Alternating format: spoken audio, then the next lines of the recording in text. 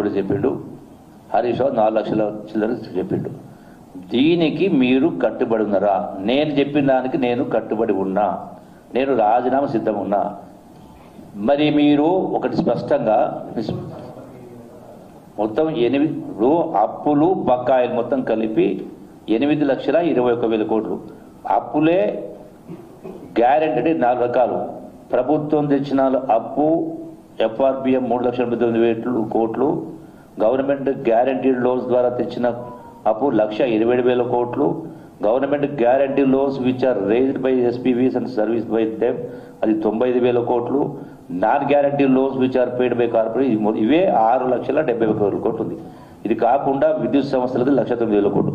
మొత్తం కలిపి అప్పులు వాళ్ళు వదిలిపెట్టిపోయిన బకాయిలు కలిపి నాకున్న సమాచారం ఇది ఆ గవర్నమెంట్ అధికారిక లెక్కలేదు. 8,21,650 కోట్లు ఉంది. ఇది నేను ఇచ్చింది తప్పని రుజువు చేస్తే ఒకటి నేను సిద్ధంగా ఉన్నాను. రెండవది, మిగతా అప్పులు మేము తేలేదు, కార్పొరేషన్ తెచ్చినాయి అంటున్నారు. సో కార్పొరేషన్ తెచ్చిందంటే ఏ కార్పొరేషన్ తెచ్చింది?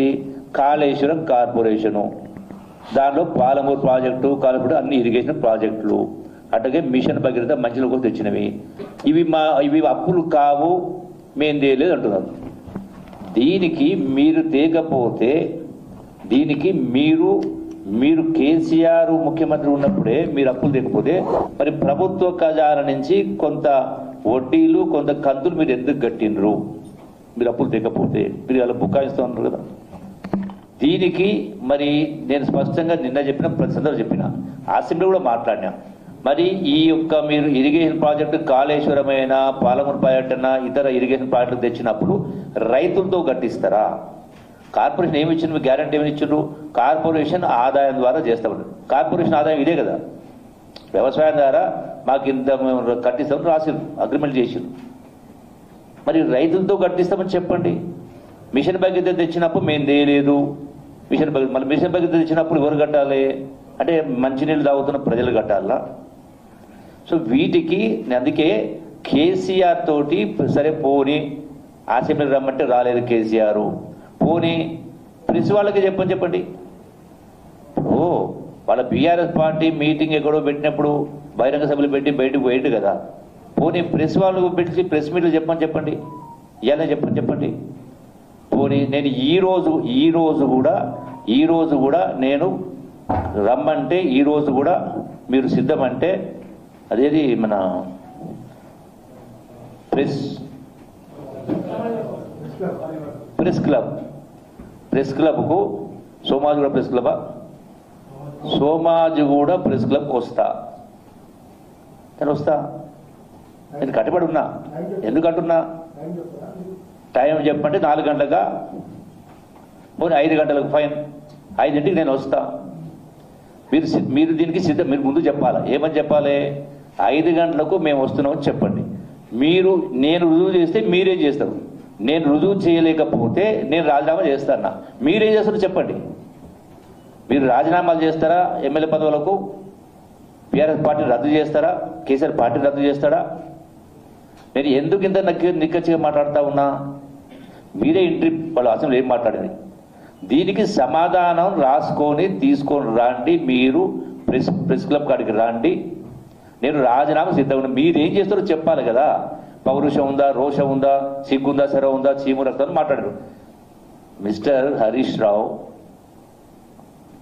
కేటీఆర్ ఇవాళ ఇది మాట్లాడుతున్నారు.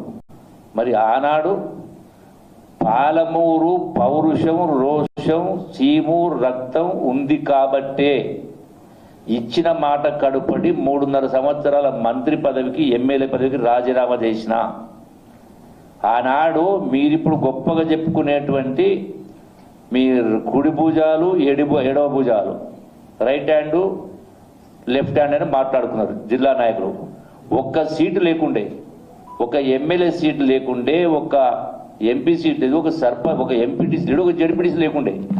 నేను ఆనాడు రాజీనామా చేసిన తర్వాత జిల్లాల పాదయాత్ర చేసి మీరు అధికారంలో బీఆర్ఎస్ అధికారం రావడానికి పాలమూరులో 7 సీట్లు వచ్చినాయి. మీరు గెలిచింది ఎన్ని సీట్లు? 63 సీట్లు ఎక్కువ వచ్చినాయి. దాని ప్రభావం రాష్ట్ర వ్యాప్తంగా ప్రభావం ఉండింది. మీరు ఇప్పుడు నా చరిత్ర తెలుసుకోండి, మీరు నా చరిత్ర తెలుసుకోండి. నేను ఏదో ఆషామాషిగా మీ దగ్గర పూటకో మాట అబద్ధాలు మాట్లాడి వ్యవహారం చేసుకోవడానికి కాదు. నేను మాట మాట్లాడంటే దానికి కట్టుబడి ఉంటా. ఇప్పటిదాకా ఉన్నా, రేపుడు ఉంటా, ఇప్పుడు ఉంటా, రేపుడు ఉంటా. ఎనీ ఇష్యూ మీరు సిగ్గుదప్పిన మాటలు మాట్లాడుకుంటూ మళ్ళీ నాకు పౌరుషం లేదు, రోషం లేదు మాట్లాడితే నేను అందుకే చెప్తున్నా.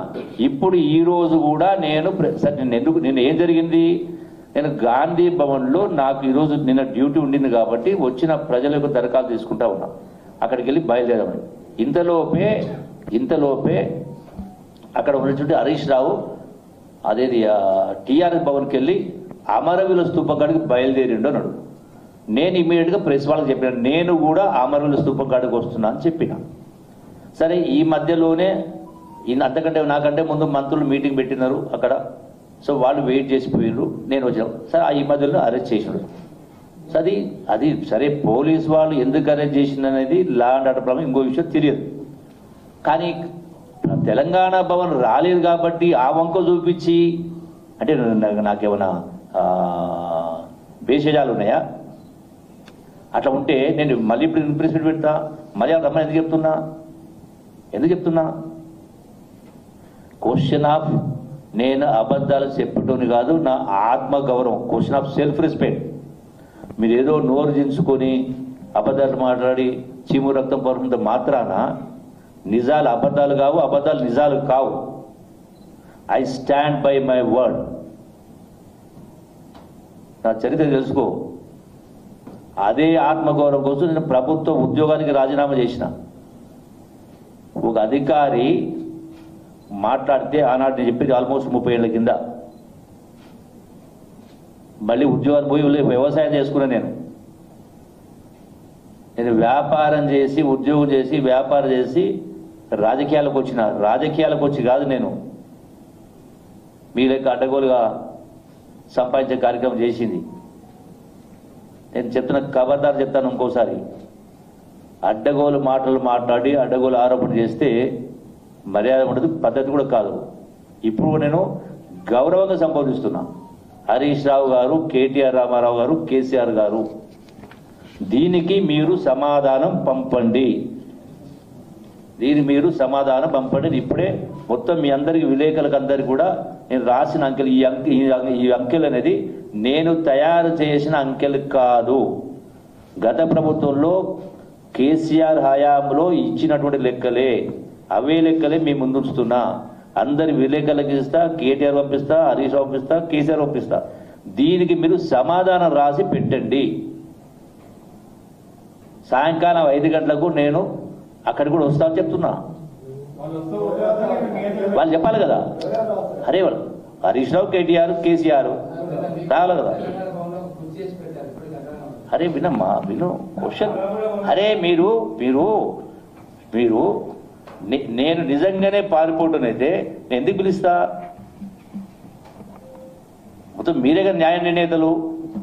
నేను ఏది అబద్ధం చెప్పాలి కదా. నేను రాజీనామా చేస్తా ఉన్నా, మీరేం చేస్తారో చెప్పండి అంటున్నా, చెప్పి రాండి అంటున్నా.